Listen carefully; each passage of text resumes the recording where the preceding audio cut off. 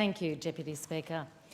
Susan Ryan and I left Parliament House, the old Parliament House, and politics within days of each other in January 1988. I left for New York, she left for the world of publishing. I'd had the good fortune to watch her closely over the previous 3 years of being a minister when I was a young journalist in the Press Gallery. I arrived at the start of 1985 and as a junior reporter in the 2UE Networks Bureau, I was tasked with covering the Senate. That meant every question time I was sitting above the Senate in the old Parliament, which felt a lot closer in proximity than what we feel now between the gallery.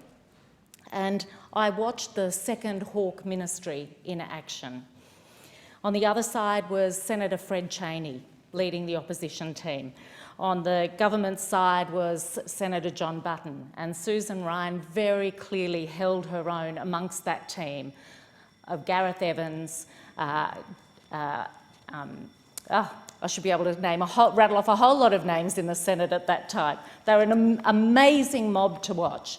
But of course, Susan Ryan stood out because she was the lone female there on the front bench. But at the time, I don't think I realised the significance of her being there.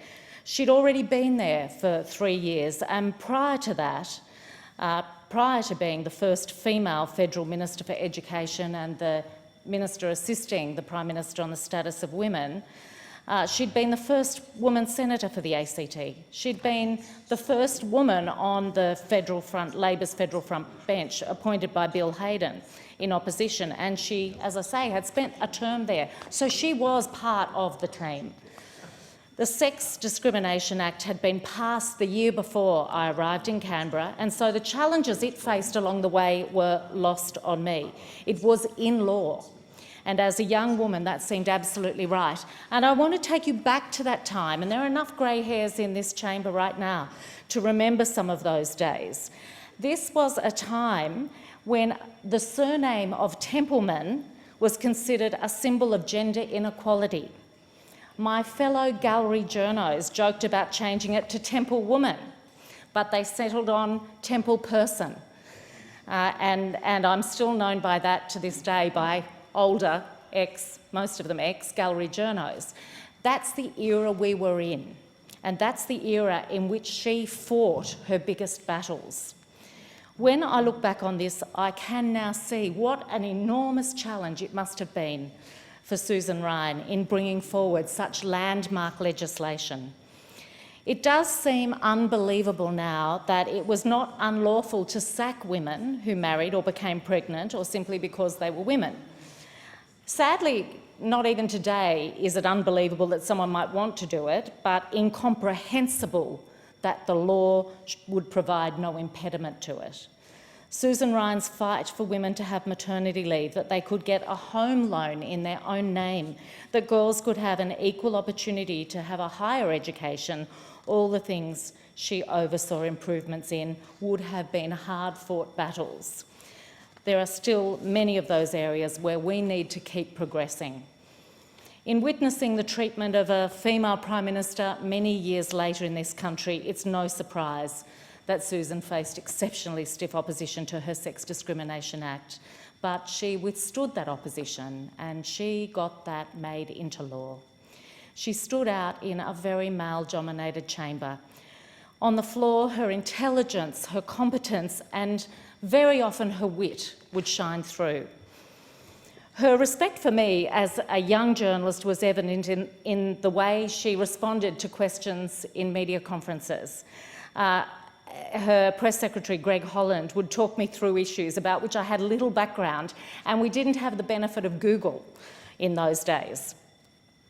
I covered mainly the issues around education, and we cannot forget how she doubled the number of girls who would complete high school in those years, a phenomenal achievement. Unlike some ministers at the time, and I won't name those names, I always knew a media conference with Senator Ryan would be to the point, would give me a grab, and would turn complex education policy into something usable. I was grateful for that.